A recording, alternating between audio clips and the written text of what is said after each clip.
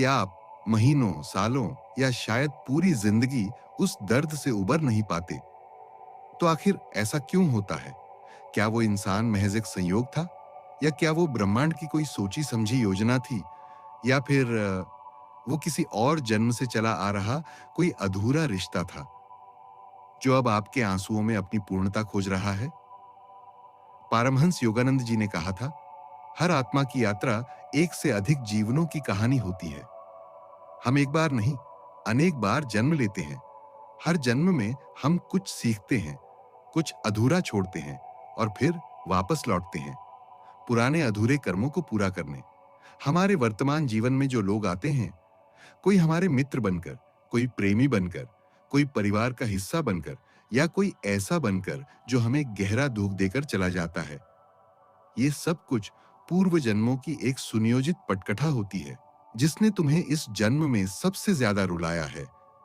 वो कोई पराया नहीं था, वो तुम्हारी आत्मा के इतिहास का एक पुराना अध्याय था जो अधूरा रह गया था।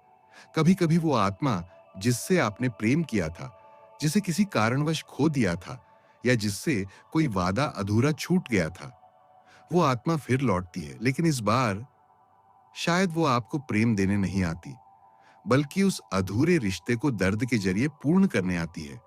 क्योंकि हर आत्मा का अंतिम लक्ष्य है मुक्ति, और मुक्ति तब मिलती है जब आत्मा हर रिश्ते को समझे, जिए, माफ करे और आखिरकार उसे जाने दे।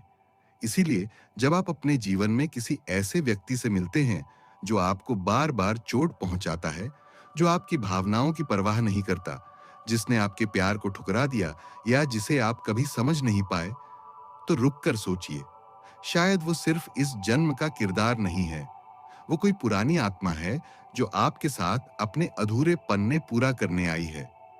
हम अपने जीवन में जिन लोगों से सबसे ज्यादा जुड़ते हैं, या जिनसे सबसे ज्यादा संघर्ष होता है, वो सब सिर्फ इस जीवन के पात्र नहीं होते। पारमहंस योगानंद जी ने एक बार ध्यान में जाकर देखा कि लोग जो आज प्रेम में पड़ते हैं, जो आज एक दूसरे को नहीं समझते, या जो एक दूसरे को गहरे घाव देकर निकल जाते हैं, वो सब पिछले जन्मों के अधूरे कर्मों की परिणतियां से हैं। इन्हें सिर्फ घटनाएं समझना भूल होगी। ये सब कर्मों की उलझी हुई गाथाएं हैं जो किसी मंदिर की घंटियों की तरह गूंजती हैं, लेकिन जब तक आत्मा ध्यान की गहराई में न उतर जाए, इनकी ध्वनि नहीं सुनाई देती। याद करिए, क्या आपकी जिंदगी में कोई ऐसा रिश्ता रहा है जिसे समझना आपके लिए सबसे ज्यादा मुश्किल था? कोई ऐसा जिससे आपने बहुत प्रेम किया, लेकिन बदले में सिर्फ तिरस्कार मिला? कोई ऐसा जिससे आपका रिश्ता शब्दों से नहीं, बल्कि सिर्फ तकलीफों से जुड़ा था? अगर हाँ, तो बहुत संभव है कि वो आत्मा किसी पिछले जन्म से जुड़ी रही हो। हो सकता है कि आपने किसी जन्म में उस आत्मा को ठुकराया हो, या कोई वादा करके निभाया ना हो, और अब इस जन्म में ब्रह्मांड ने वो आत्मा आपके जीवन में इस तरह भेजी है कि आप उसी पीड़ा को महसूस करें जो आपने कभी उसे दी थी। यह कर्म का बही खाता है, जहां हर बात का हिसाब रखा जाता है, न प्रेम भूला जाता है, न धोखा। और यही कारण है कि कभी-कभी कोई बिल्कुल अनजान इंसान आपके जीवन में आता है और एक ऐसा तूफान लेकर आता है जो आपकी आत्मा को झकझोर देता है। आप सोचते रह जाते हैं, मैंने तो इससे कुछ गलत नहीं किया, फिर भी ये इतना दुख क्यों दे रहा है? लेकिन आत्मा जानती है कि वो एक पुराना आरण चुका रही है, या शायद वो खुद आपसे कुछ अधूरा लेने आई है। पिछले जन्मों के इन रहस्यों को हम अपने चेतन मन से नहीं समझ सकते, लेकिन हमारी आत्मा जानती है हर दर्द का कारण, हर आंसू का मूल। और अगर आप ध्यान की थोड़ी भी गहराई में उतरे, तो आप महसूस करेंगे कि वो रिश्ता कभी नया था ही नहीं। वो तो कई जन्मों से चला आ रहा एक अधूरा अध्याय था, जिसका अंत अब आपकी चेतना में लिखा जा रहा है। कभी आपने गौर किया है कि जिंदगी में कुछ लोग बार-बार आते हैं, कभी एक रिश्ते के रूप में, कभी एक समस्या बनकर, या कभी ऐसे दुख बनकर जो पीछा ही नहीं छोड़ते। कभी वो आपका प्रेम होता है जो बिना किसी वजह के दूर चला जाता है। कभी वो माता-पिता होते हैं जिनसे अनकही नाराजगी बनी रहती है, और कभी वो जीवन साथी या दोस्त जो आपके जीवन में होते हुए भी आपके दिल से बहुत दूर होते हैं। क्या आपने कभी सोचा है ये लोग बार बार क्यों लौटते हैं? पारमहंस योगानंद जी कहते हैं, हमारी आत्मा जब तक अपने कर्मों को पूरी तरह समझ और समाप्त नहीं कर लेती, तब तक ब्रह्मांड उन्हीं आत्माओं को हमारी जिंदगी में भेजता रहता है, बार बार। ये कर्मों की पाठशाला है, जहां आपको उसी विषय में दोबारा बिठा दिया जाता है, जब तक आप उसे पूरी तरह से समझ न लें। आपके जीवन में जो इंसान आपको बार बार दुख देता है, जो आपकी भावनाओं से खेलता है, या जो आपके अस्तित्व पर ही सवाल उठा देता है, वो दरअसल आपकी आत्मा का वही शिक्षक होता है जिसने पिछले जन्म में आपके साथ कोई कसम, कोई अनुबंध या कोई कर्म अधूरा छोड़ दिया था। अब ब्रह्मांड उन्हें आपके सामने फिर से लाया है, ताकि आप दोनों फिर से मिलें, नफरत या मोह से नहीं, बल्कि सीख और मुक्ति से। ये वो आत्माएं होती हैं जो शायद किसी जन्म में आपकी मां थीं, या आपने उन्हें प्रेम करके अकेला छोड़ दिया था, या आपने उनका विश्वास तोड़ा था। अब वो आत्मा दोबारा आई है, लेकिन इस बार रिश्ते का चेहरा बदल चुका है। जो प्रेम था वो अब घृणा में बदल गया है, जो आदर था वो अब तिरस्कार में बदल गया है। क्यों? क्योंकि आत्मा उसी ऊर्जा को लौटाती है जो उसने कभी पाई थी, और ये ऊर्जा जब तक समझी न जाए, जब तक क्षमा न दी जाए, जब तक स्वीकार न की जाए, तब तक ये बार बार आपके जीवन में लौटती रहेगी। इसलिए जब आप सोचते हैं, मैं इसे क्यों नहीं भुला पा रहा, मैं क्यों बार बार इसी इंसान की ओर खींचता हूं, मैं क्यों इससे इतने सालों बाद भी उतना ही दुखी हो जाता हूं, तो जवाब सीधा है, क्योंकि वो आत्मा आपकी कहानी का अधूरा पन्ना है।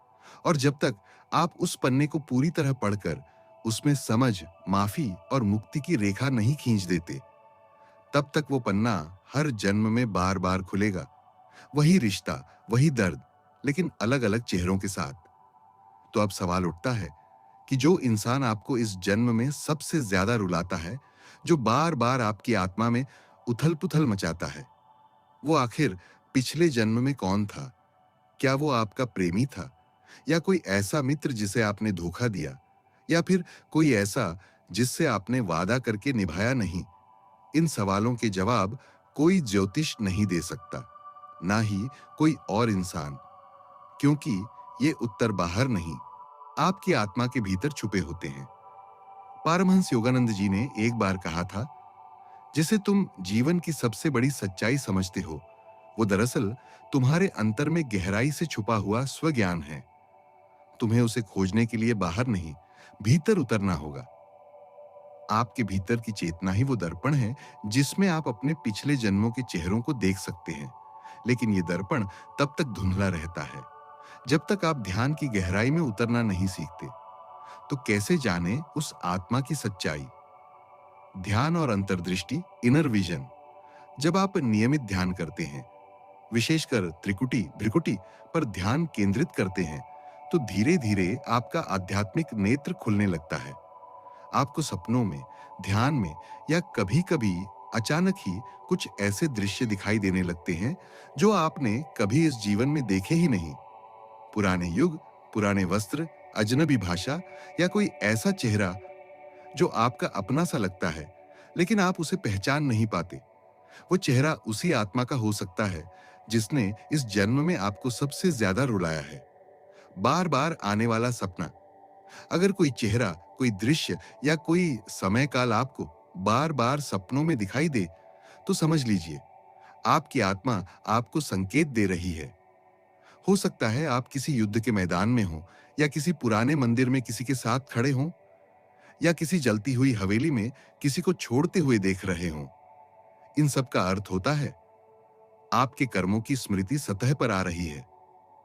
पहली नजर में गहरी पहचान।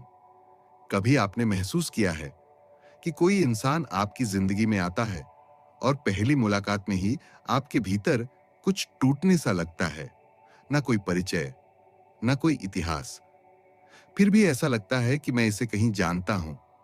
यह आपकी आत्मा की स्मृति होती है, और अक्सर वही आत्मा होती है जिसने पिछले जन्म में आपकी कहानी को अधूरा छोड़ा था। आत्मा की कंपन, सोल्स वाइब्रेशन। हर आत्मा की एक अनोखी ऊर्जा होती है, और जब कोई आत्मा वापस आती है, तो आपकी ऊर्जा उससे या तो टकरा जाती है या फिर खिंच जाती है।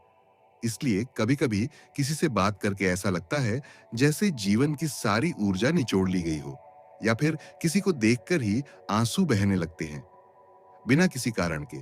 यह आत्मा की चेतना होती है, जो बिना शब्दों के याद करती है कि यह वही है जिससे कुछ अधूरा रह गया था। तो जानिए, आपके आंसू सिर्फ इस जन्म के नहीं हैं, वो एक गहरा संदेश लिए हुए हैं।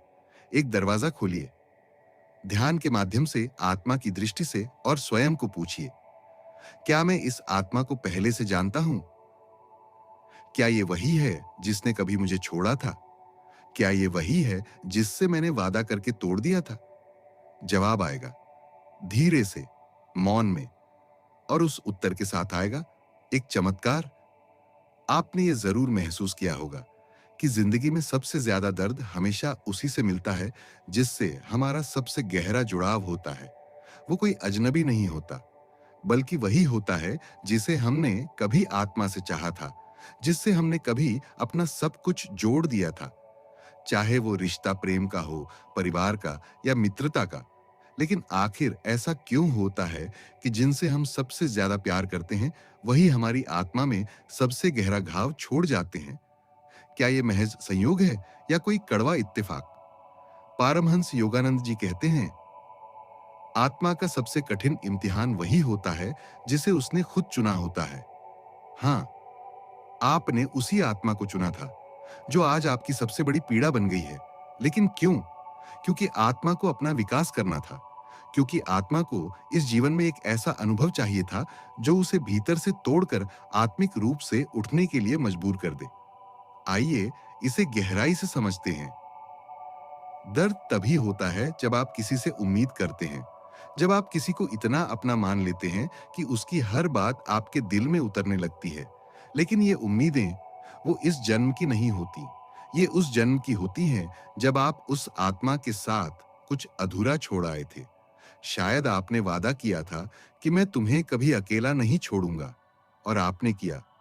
शायद किसी जन्म में आपने उसकी पुकार नहीं सुनी या उसके प्रेम को हल्के में ले लिया।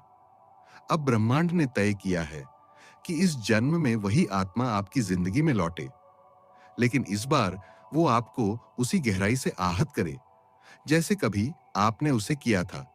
यह क्रूरता नहीं है, यह कर्म का न्याय है। और यह भी हो सकता है कि इस जन्म में आप निर्दोष हो, आपने सच्चा प्रेम दिया हो, कभी किसी को चोट न पहुंचाई हो, फिर भी आप बार बार ठुकराए गए। तो याद रखिए, आपके आंसू इस जन्म के नहीं, वो तो आत्मा की पुरानी स्मृतियां हैं जो अब आपको मुक्ति की ओर ले जा रही है।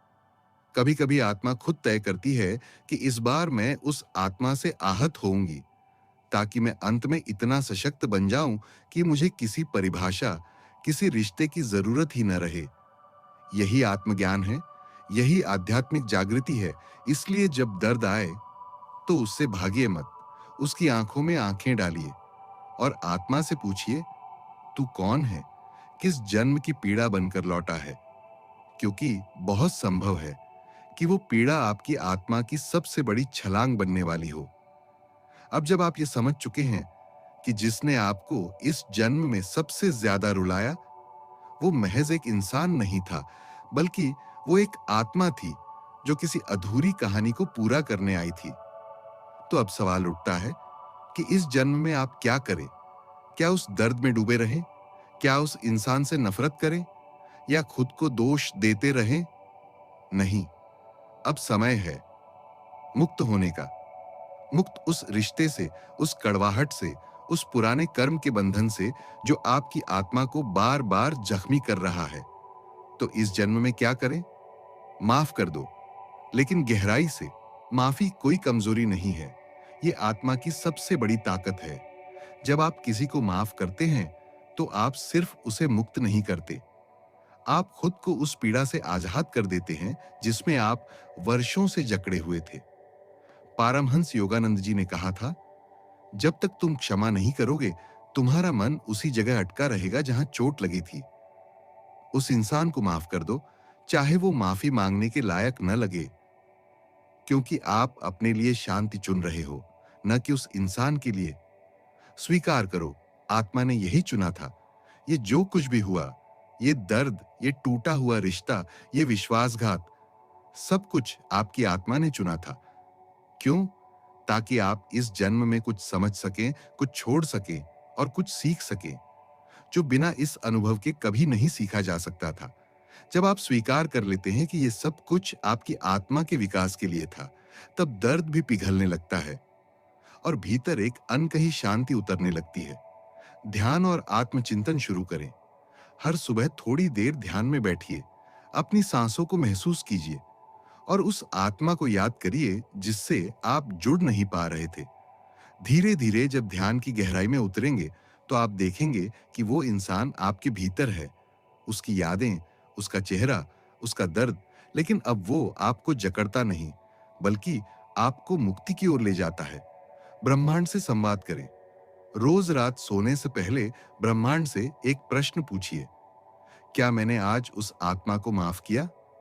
क्या आज मैंने उस कार्मिक बॉन्ड को थोड़ा और ढीला किया? ये प्रश्न ही आपको उत्तर तक पहुंचा देंगे। अपनी आत्मा की शक्ति को पहचानो। आप कोई टूटी हुई आत्मा नहीं हो।